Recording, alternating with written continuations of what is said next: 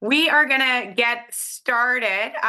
For those of you that don't know me, my name is Lisa Kaplowitz. I am the co-founder and executive director of the Rutgers Center for Women in Business, where we do three things: remove barriers, build community, and empower women. All of that because we are changing the face and future of leadership. We are so excited to have you with us today. We are going to be talking about building your network to support career development. And I am so grateful to have with me two amazing women who are also mentors in our Women Grow mid-career mentoring circles.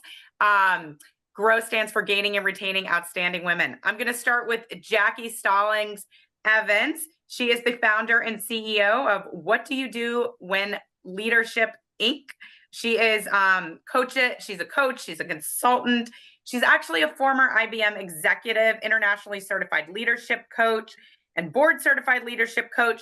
She has written her second book. It is called Rise: Game-Changing Success Strategies for Women Leaders. And it is coming out, fingers crossed, at the end of the month, which we are really excited. And in it, she draws upon real-world challenges and successes to equip female leaders with tools and strategies to navigate and advance their career. So thank you, Jackie, for joining us. Thank you so much, Lisa. I'm excited to be here. Amazing. Next, we have Heather Gould. She is founder and CEO of Catapult Growth Advisors.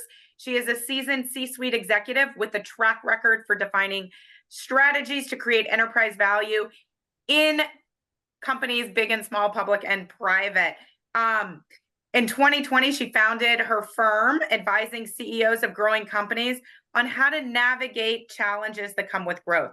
She enjoys coaching and advising first-time CEOs and rising executives who express vision and a desire to expand their careers. So, in addition to what we're talking about here, if any one of you needs additional coaching and advising expertise, please feel free to reach out to my friends and colleagues here.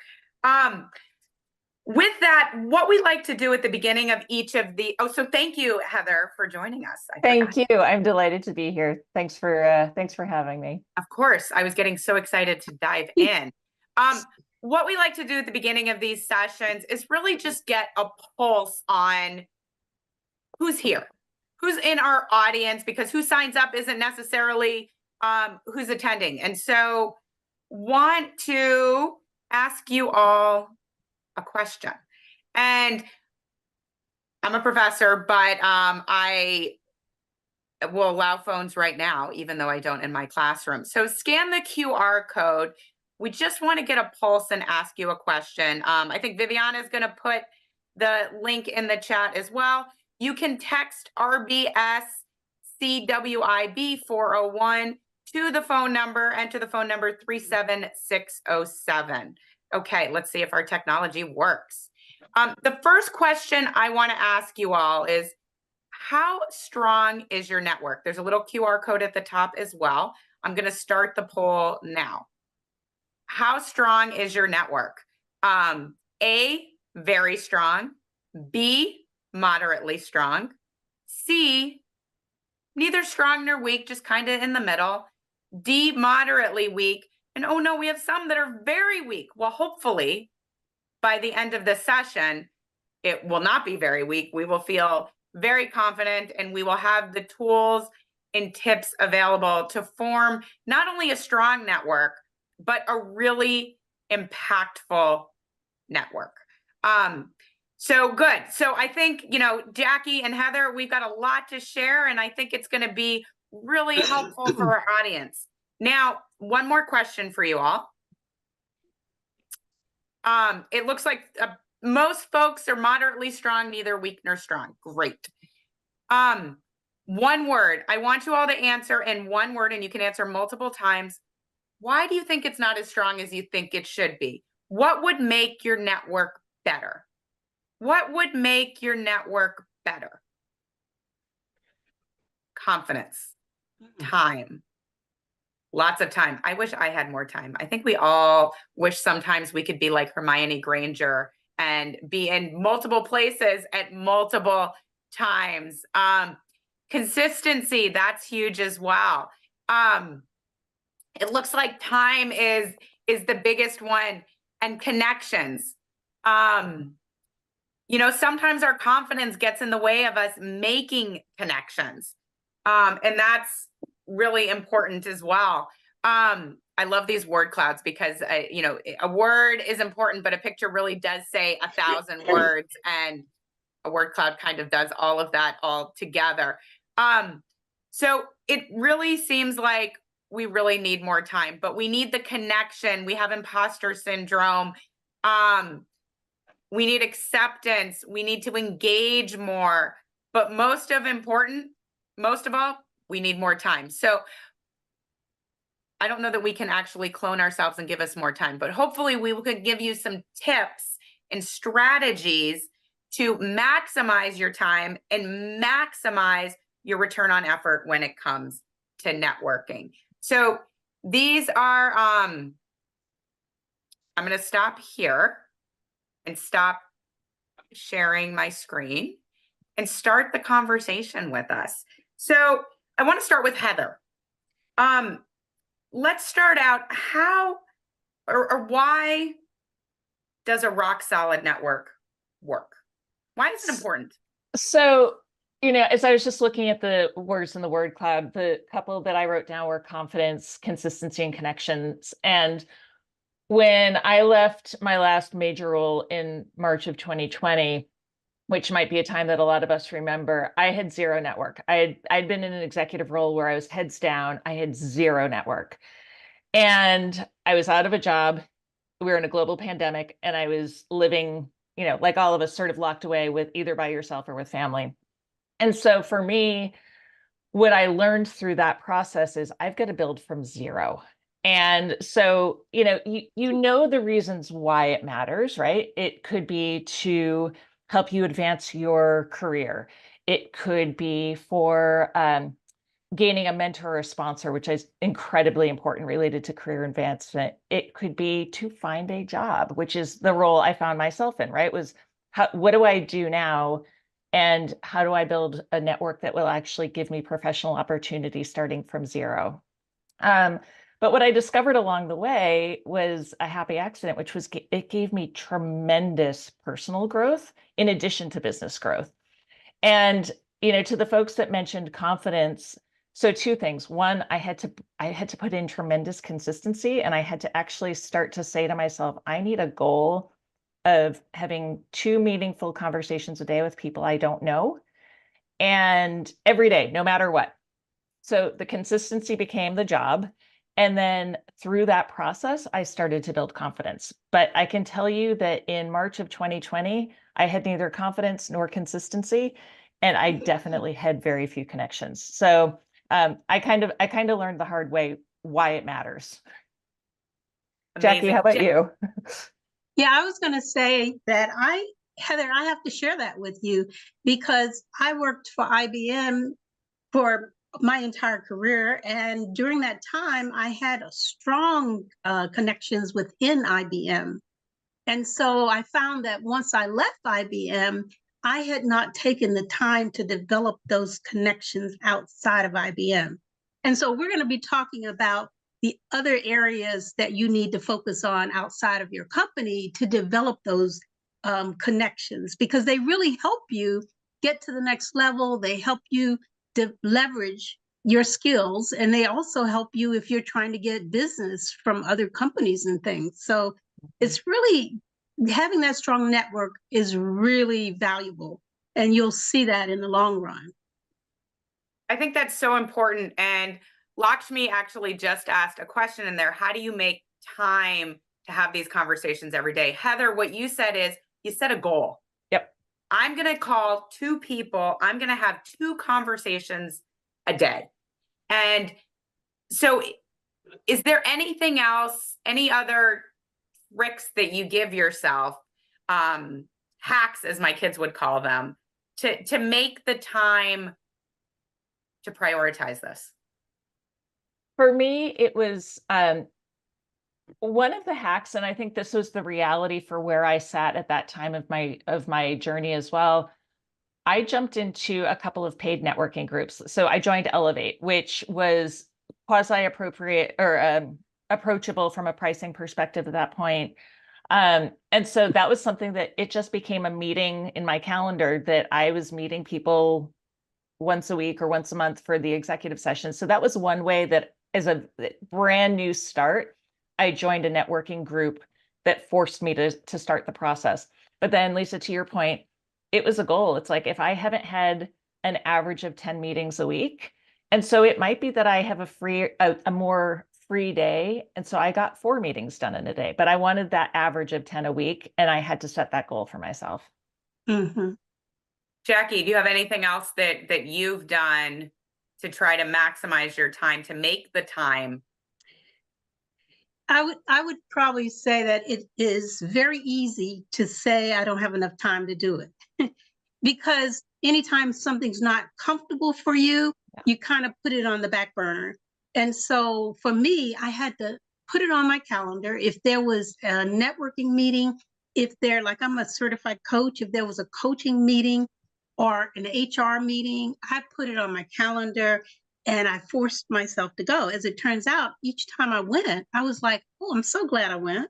Because I got to meet some people that really helped in my career moving forward. So I would say put a plan together and put it actually where each time you try maybe 2 a month, like Lisa said, and just do it. Yeah, I think I use that as well. When I need to do something, I calendar it, even if it's like just to do work on a specific task. I think that's so important. And if your goal is, okay, I'm going to reach out to so many people, because you think about it like a pipeline when you're trying to develop new products. For those of you in the pharmaceutical industry, you might have 10, 20 products in development at different stages along the pipeline, but only 1 or 2 of those is actually going to go to fruition. So you've got to call, or if you're in sales, you have to have so many leads before they move to that next level, to the next stage where you have a conversation, where they go to contract, where you might actually meet somebody. So I think having those goals and fleshing it out on the calendar, figure out how much time is it going to be. 15 minutes twice a week, half an hour twice a week. There's no right answer. It's really for you to decide what it is. Want to move on to the next question. And Jackie, I want you to take this one. What are some guiding principles for effectively building your network?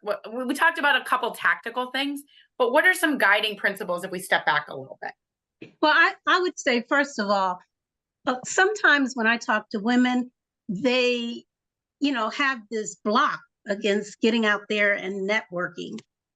They think sometimes it's political, oh, I'm not going to do that. I'm not one of the good old boy networks, but I'm telling you that women have their own way of networking, and it's very effective. So I would say that one of the guiding principles is to understand that if networking is a word that turns you off, think of it as building relationships. And we're very good at doing that. And people tend to trust you. There are a couple of ways to get people to trust you. And I mean, there's several ways, but I found that the probably 2 ways that are good for me is to be a good listener. Listen to what other people are saying to you, and also solving problems. If you're listening to them and you're trying to help them solve problems, then you come forward as caring about them. You come forward as being generous. And so and also you come forward as sharing resources. So then they begin to trust you and be able to develop that relationship if they know that you're there to say, what can I do to help? How can I help you? How can I bring more value to what you're doing? It develops that trust. So that's one of, I guess, guiding principles that I would say. Jackie, I think that's so important. What you're saying is it's a 2-way relationship, and the same thing happens. It's that same principle that works with mentoring as well. It's not just about what you can get, what can you give as well. And a relationship is a 2-way street. By the way, same thing in a marriage or partnership, right? If it's just one-sided, it's probably not going to work so well. That's true. Heather, what about you? What are some guiding principles that you've used to effectively build your network? So I would say generosity and curiosity became my guiding principles. So what I realized as I was really kind of starting over was I didn't have a defined outcome for myself. I knew I needed to start working again. I knew I needed to find something to do with my time, right? But I didn't have a defined idea of it's going to be this kind of job or it's going to be building a consultancy. I just knew that I wanted to meet people. And what I discovered was if I could really just listen to Jackie's point, listen to people's stories and understand what mattered to them. What started happening was and it's entirely possible both of you have experienced this with me, where I'll be listening to someone, I'm like, hey, I know somebody that you should meet. And what I started realizing was the more curious I got, the more I had this mental list in my head of other people that I could introduce to whoever I was speaking to, right? And so it became this, rather than what's in it for me and what's my outcome, it was, wow, how can I help this person? And not worry about the outcome for me, because that'll happen at some point. And so I think that's the other reason that building a network on an ongoing basis is so important, because if you just show up transactionally and you just show up saying, hey, I'm looking for a job and I need to find something, or I'm starting a business and I need something from you, it feels kind of gross. But if you can actually say, hey, I just want to get to know you and maybe we can help each other along the way, you start to actually build something meaningful and it feels great. Absolutely. I want to break this down, and we have a question in the chat, but I want to come back to it, Christine. It's a great question. About how do you maintain that relationship once you start, once you have that initial introduction, because it's brief and you need the consistency. But I think we're going to get to it as we talk about breaking this down into digestible pieces, so folks aren't overwhelmed. Oh my God, I have to network with people. What am I supposed to do? What does that mean? So you all talk about 3 categories or types of networks. Can we talk about those, and how do we think about those at different career stages? Heather, do you want to start with about leaning in? Yeah, so I think to break this down, there are kind of 3 categories of networking that I think about. And by the way, there's still that part of me when I think about networking that means you're at like, you're standing in a room together, awkwardly staring at each other. And I think that's kind of the thing that could be the downside, where you go, oh, I don't want to do that. I don't want to have to show up somewhere and just force conversation. So I think there are kind of 3 categories. One is, and we'll talk about each of these in a little bit more, but one is operational. And operational is really within your own organization, right? So you're building the network, you're fully employed and you're building a network within your own organization. The next way that we would look at it is strategic networking. And that might be a little bit more of, how do I start moving outside my organization, but still within the ecosystem of my existing organization or my existing role.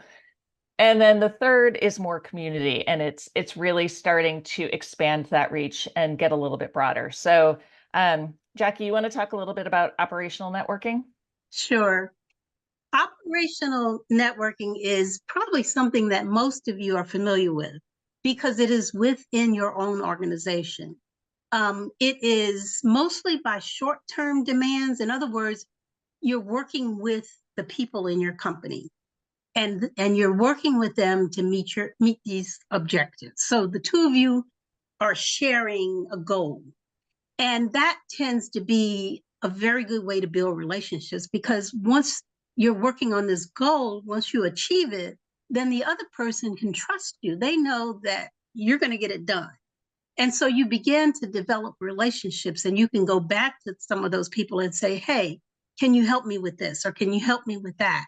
So the organizational networking is really based around meeting objectives that you're working on. And in general, it includes the people like your direct reports, your superior, your peers, internal players as well.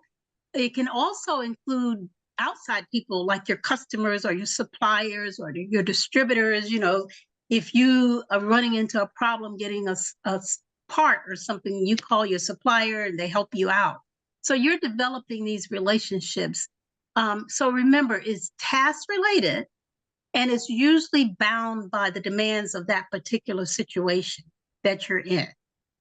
this type of networking, most people are very, very comfortable because a lot of times you don't even know you're networking. You're just getting the job done. So I would say what gives an operational network is power. It really is the quality of the relationship. That's what gives it the power because you now have trust. So that's the operational one, Lisa. Yeah, I think that's so important. And also, there's a lot of research says that trust develops when we go through a shared experience. Yeah. And, that happens a lot just naturally on the job. I think what we need to do a better job about now that so many of us are working either remotely or in hybrid type environments is to seek out those opportunities to have that shared experience, to have that synchronous live experience, because even though you might not be in the same physical location, there are ways to have perceived proximity and to feel that closeness and that trust with others. And so that's one of your homework assignments to everyone out there is to create that. Heather, can you talk for a minute about strategic networks? Yeah. So, the way I think about this is you're moving from really a functional operator to a business leader, right? And so you're thinking about career expansion and growth. And so, Jackie mentioned you might be talking to a vendor or supplier. One way I think about it is if I'm in a role, what does it look like for me to grow? And that growth doesn't have to be up the ladder. It could be lateral growth. It could be a shift in specialty, for example. And so what I start thinking about is who are the leaders around me and where can I find leaders from whom I can learn, right? Who are the people who are going to stretch me? And it might be someone in a partner organization. When I was in one of my roles, we worked with the largest insurance company in the world, and their chief risk officer became somebody who gave me great insight, right? And so I look at someone like that and go, I can learn, and it may not be a long-term relationship, but I can learn about the mistakes I'm making, right?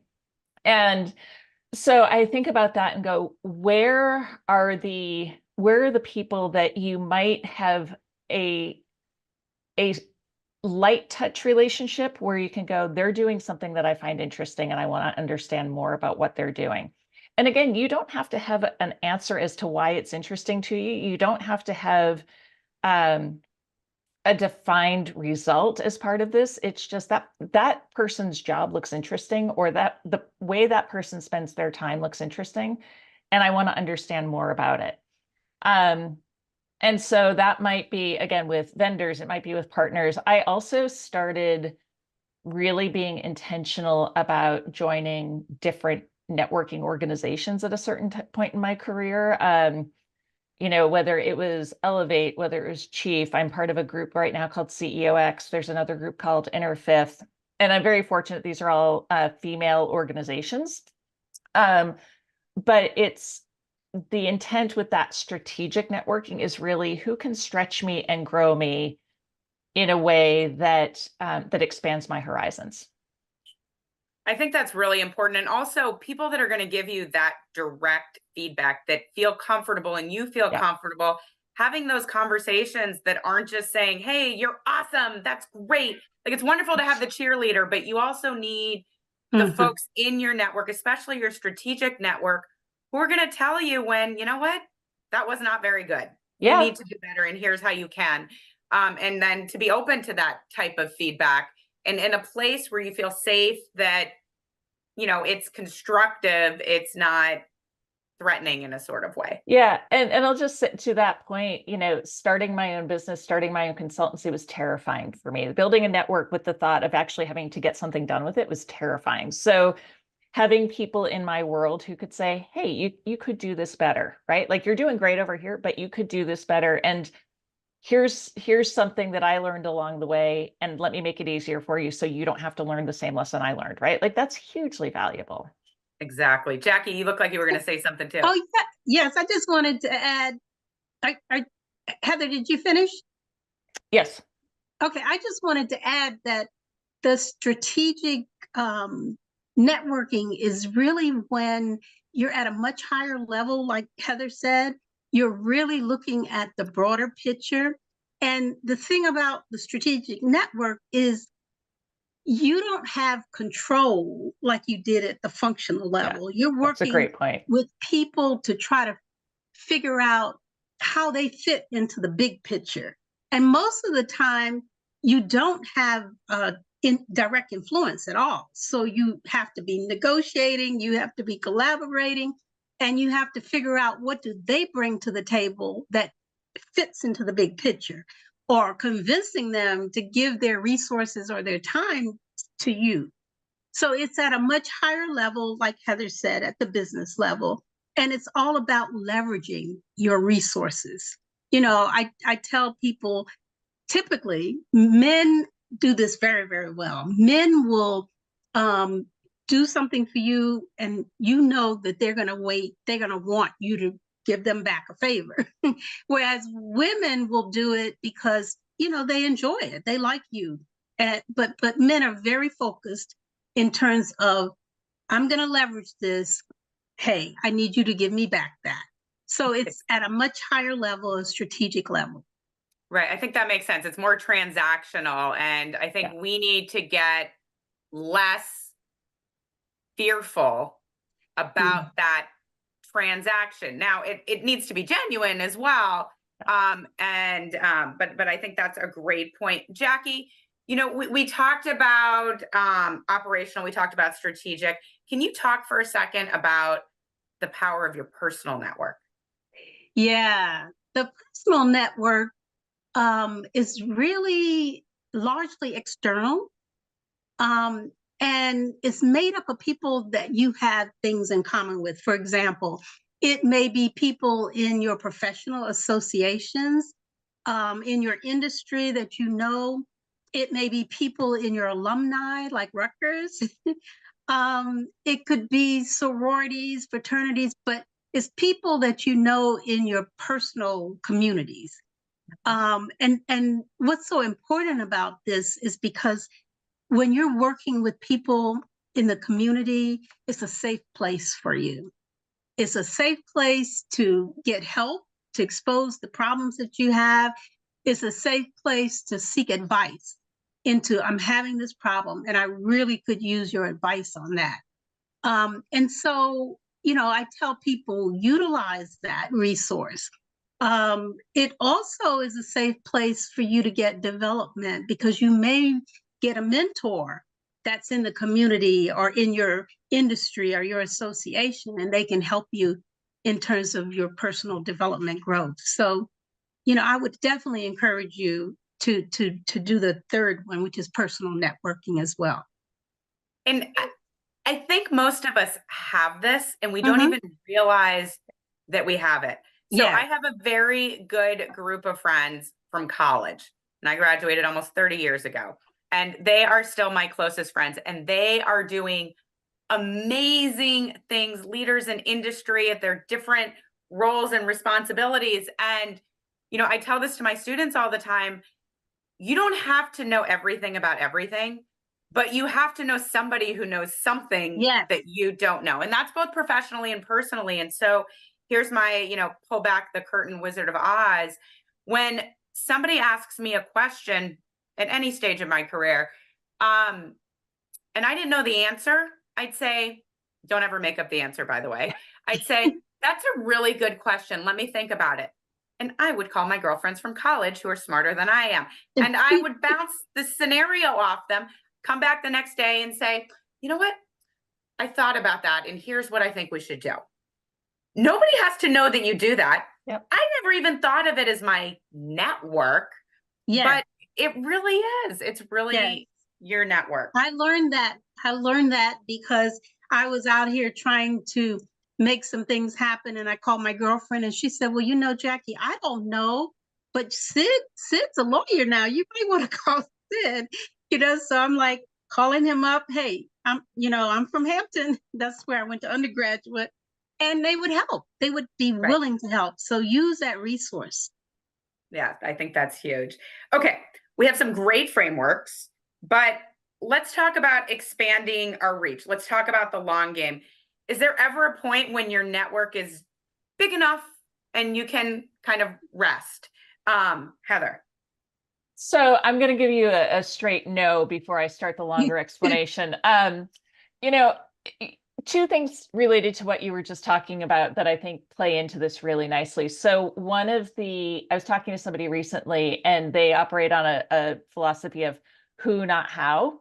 So women, when we try to solve a problem, a lot of times women will say, how do I get that done? And Lisa, this is exactly what you were talking about. How do I get that done? How do I solve it? And we might waste hours and hours trying to solve the thing, right? As opposed to traditionally, the male way of networking is, who do I know that can solve this problem for me, right? So start thinking who, not how. So that's one thing that I would just put a bow on that one. And then, I also have my Council of Extraordinary Women. And so I'm very fortunate to have a tight group of women that are just brilliant beyond compare. And I rely on them for a lot. But as I've had to expand and had to grow, I think that sense of curiosity is really important. And what I know and what I can guess about many of the folks on this call is that I will never be done growing, and I don't know where my career takes me next, right? And so I can tell you that the first 17 years of my career were spent in marketing, advertising, and brand strategy. And then I fell into an industry that I'd never heard of and ended up leading a company in that industry, right? And so when I look at the stages of my career, I have a network that was built in the marketing, advertising, brand strategy days, where I have been able to stay connected to people through those years. I have a network I built through the PEO industry, which is the industry that I most recently have been part of, and have built a vast network there. And then I have this entire group of people that I don't know how they fit. I like them. They're smart. They make me better. I like to think I contribute something to their world. And I don't know why we've met yet, but I get something out of it every single time we have a conversation. And so the commitment I make to those people is I'm going to stay in their lives to make sure that I'm contributing something back to them too, right? And so that doesn't mean we're talking every week. So, there are people I talk to quarterly. There are people I talk to every 6 months. But the short answer is no, I don't think your network ever can get too big. And especially if you approach it from a sense of curiosity and generosity, it's what can I learn through these conversations? And what can I give back to the person with whom I'm spending time? And so, yeah. I think that's so important. Kathy just put something in the chat about the book by Dan Sullivan, which I think you're referencing, is Who, Not How. Yep. Which I think is really great. And then Sarah had put in there about our personal board of directors, which is kind of what we're talking about as well.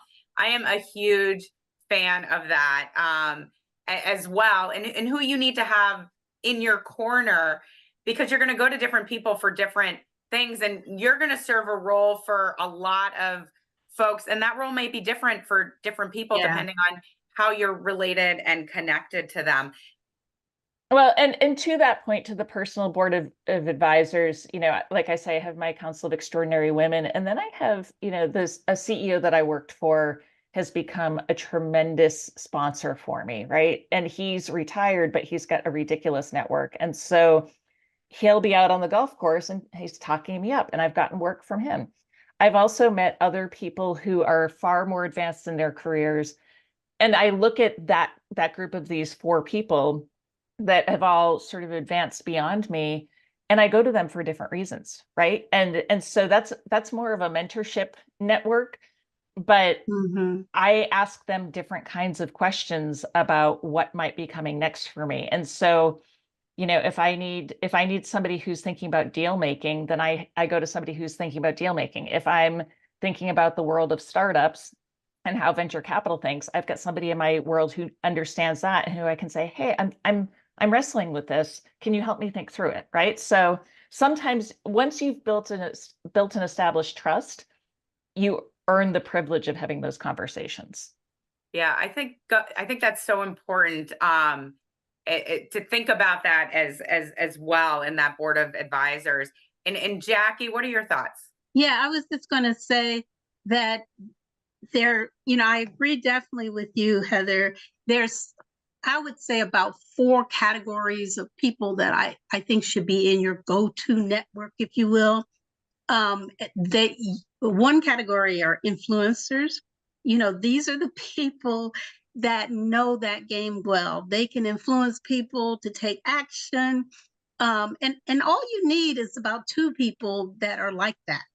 They can help you start growing your business, your network. And so I call them influencers. I would say the second category would be probably experts. These are people that we talk about like your mentors. They have the professional experience or the skill to give you the insight. That's like Heather said, when I wanted to find out something about this particular thing, I would go to an expert or mentor. Then there are the people that I think you ought to have in your group called the creators. They are people that are into innovation and they plug in, they know the current trends, they know the research that's out there, and they can help you, give you advice like that. And then finally, the connectors. We all know the connectors are people that will connect you, like Heather said, oh, I know somebody over here that can do it, and let me connect the 2 of you. So those are, just from a category point of view, those are the type of people that I think would help you grow your network as well. Amazing. Absolutely. Now we want to hear from you, and you can just write it in the chat. We want to know some places that you've all spent networking. You met somebody that you added to your network. Where are some of those places? Let's see them. And while you're all putting that in the chat, so just click on the chat to everyone. One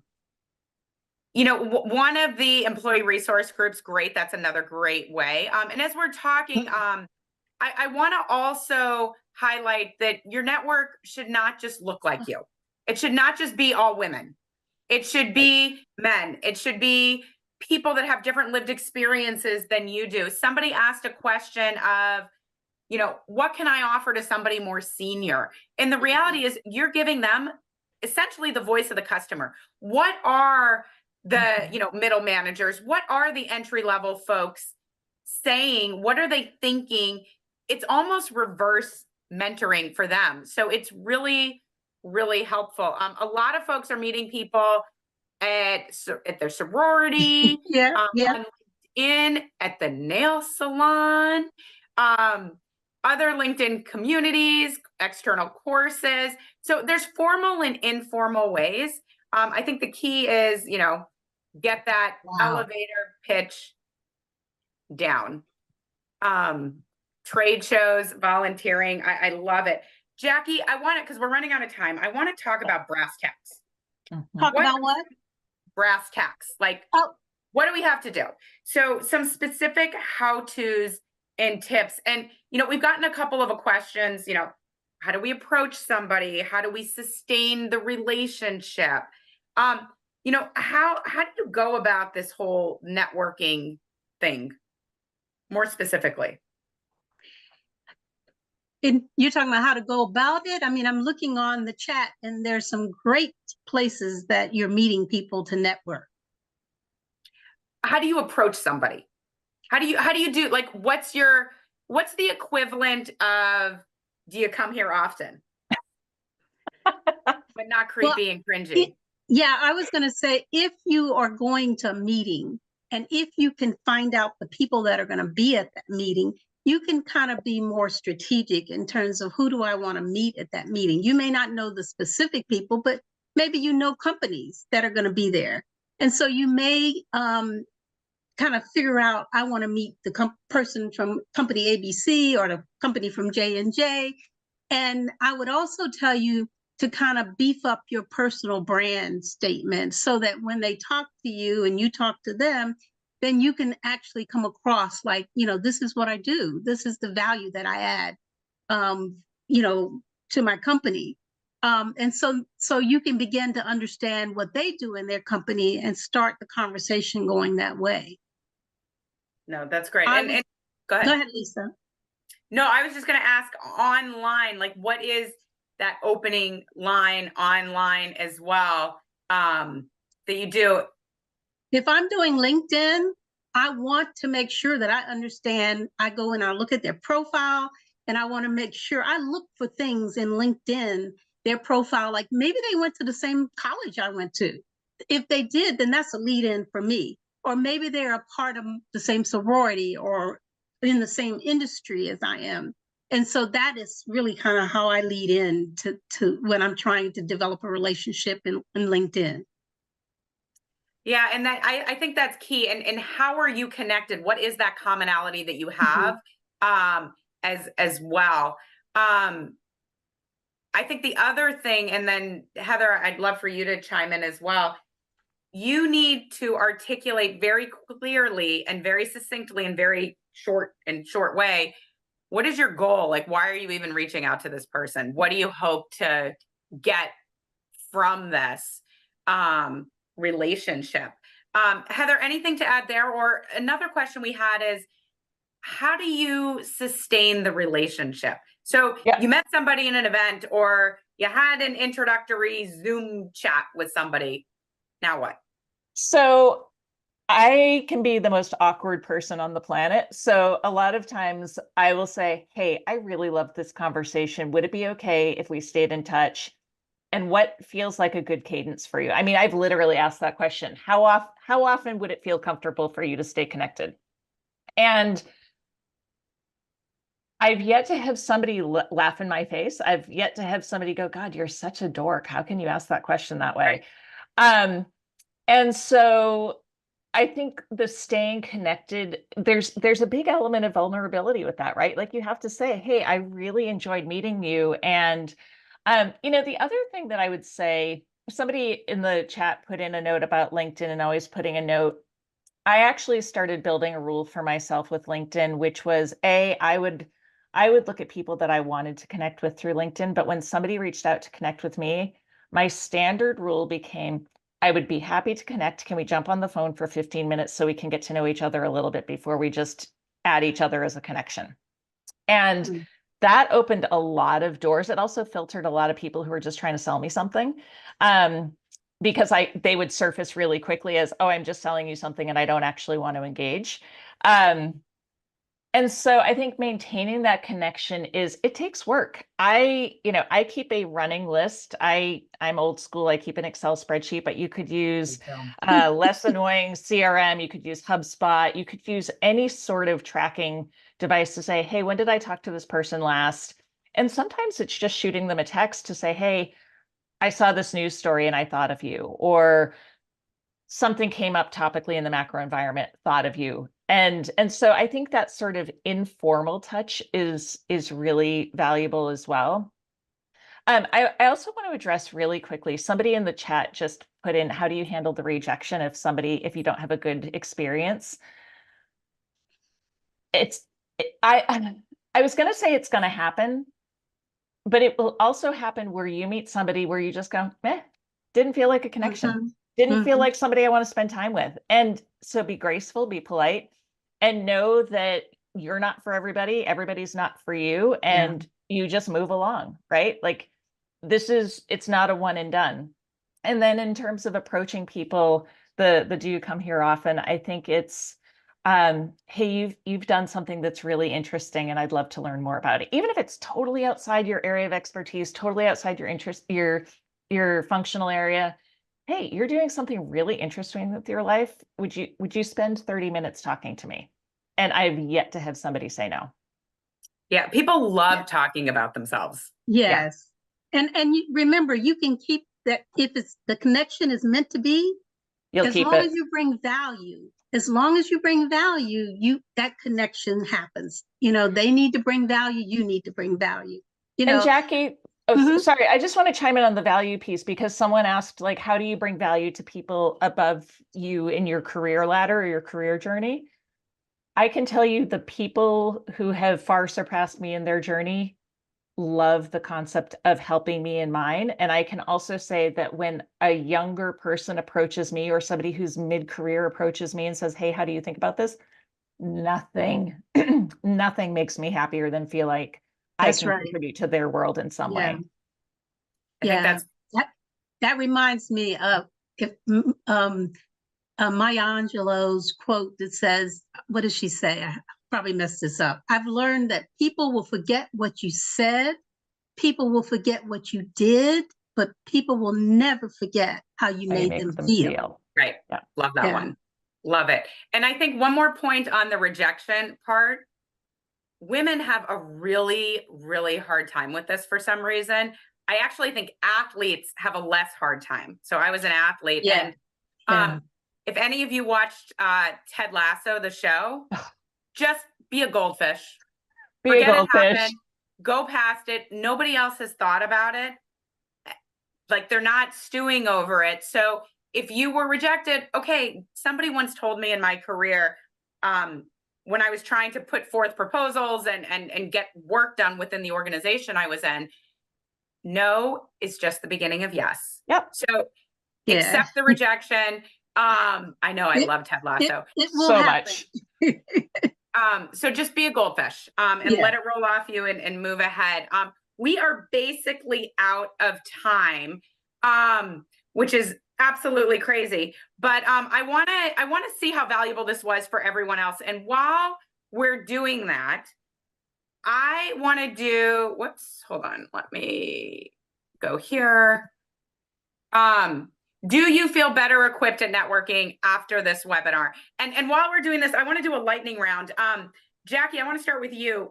What is the most random place you met somebody who became important my as part of God. your network? Oh my God. I had two places. One, people will probably have heard about it. It was on the airplane, flying home. I was sitting next to this guy. And of course, everyone seems to think I'm a teacher, which is great. But he asked me, was I a teacher? As it turned out, I said, no, I work for IBM. As it turned out, he used to work for IBM. And my team had really helped him. And so he said, why don't you come in and talk to me afterwards when I get back?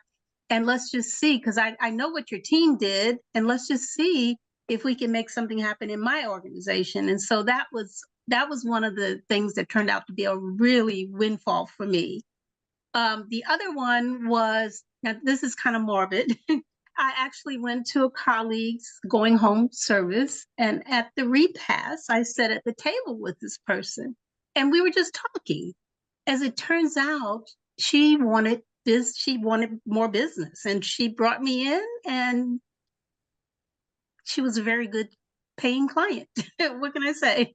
Amazing. Amazing. What about you, Heather? What's the most random place? Well, I'm going to give a shout out to Sarah Montague. So Sarah's on this call right now, and I was wondering if that was the same Sarah Montague. We worked together at Arnold Advertising back in the mid 90s, and both found ourselves in transition, call it 2022 maybe, and we're both members of Chief. And we were in a group focused on career transitions, reconnected. She was generous enough to open her network to me, but we reconnected after not having talked to each other since, call it 1995. And we didn't even work closely together back then. So that's one. And here she is today. So thank you, Sarah. The other one was a really funny one, which was, I had someone that used to work for me like 2017, 2015, maybe. He left the company, and he reached out to me 6 months ago, and we just started talking again after not having talked for ages. And he's not somebody that I would have ever thought of as someone in my network, in quotes. And we've reconnected, and we're both small business owners, and he has introduced me to more and varied people. I'm talking to people in the venture capital space. I'm talking to people in the lean manufacturing space. So it is a total surprise and delight. And I have met probably 15 people through him, and I've actually gotten work from many of them. And so that Wow. has been incredible. So yeah, total surprise and delight. Amazing. Mine are even more random, but I've met somebody on a ski lift. The big joke is if I talk Oh. to you and I realize you're in finance, you're going to be a guest lecturer in my class. My kid's pediatrician's son ended up working for the same managing director I worked for earlier in my career. He spoke in my class. And so you never know. So my recommendation to folks is, just be friendly. You're standing next to someone in line at the Starbucks and, you start having a conversation and, where are you headed? And, they're going to work and then you find out and you might have some sort of commonality in place. And so you never know. No. My husband's clients, some are speaking in my class because he's in finance. One became one of my really dear friends. And we wrote a chapter in a book. My students and I wrote a chapter in a book that she published. So you never know where you're going to meet folks. And to sustain the relationship when you do, you come out of a networking event, you come out of a mentoring, group mentoring session. It is your responsibility to continue the relationship. Reach out to someone, even if it has been a year, even if it has been 20 years, because people have had amazing arcs and within their lives where you might be able to help them, they might be able to help you, but it's a relationship, just like a partnership, just like a marriage, and that takes work. And so it's not going to happen on its own. It's not going to necessarily be formally facilitated. You have to make the time. You have to make the effort. Any last minute nuggets you want to share with us before I close us out, Jackie? No, I don't think so. I enjoyed Heather? it. Thank you. I would say just have fun with the process. I think that for me was the biggest surprise about learning how to network. Like I said, I had sort of this view of you're standing awkwardly in a room, and as somebody who looks like an extrovert but is actually an introvert, being in a cocktail party is my worst nightmare. So have fun with it. Get curious about other people's stories, and you'll be shocked at how much you grow from just hearing the stories of other people. I love it. Well, thank you both. According to our poll, we are all feeling better equipped at networking after this webinar. So Heather and Jackie really appreciate it and really appreciate you. I have to give a shout out to our partners. We are part of Rutgers. We are the Rutgers Center for Women in Business, but we are not able to put any of this stuff on without the generosity and support of companies and individuals. So I'm grateful for all of you. Thank you for attending. If you are inclined to support the center, please do so. The QR code is right here. And we are done with webinars for the end of the semester because we are on the semester, but stay tuned. We have a lot of amazing events lined up. So you are on our mailing list and we will be sure to get it. Enjoy spring and thank you all very much. Have a wonderful weekend. Thank you, Lisa. Thank you, Lisa.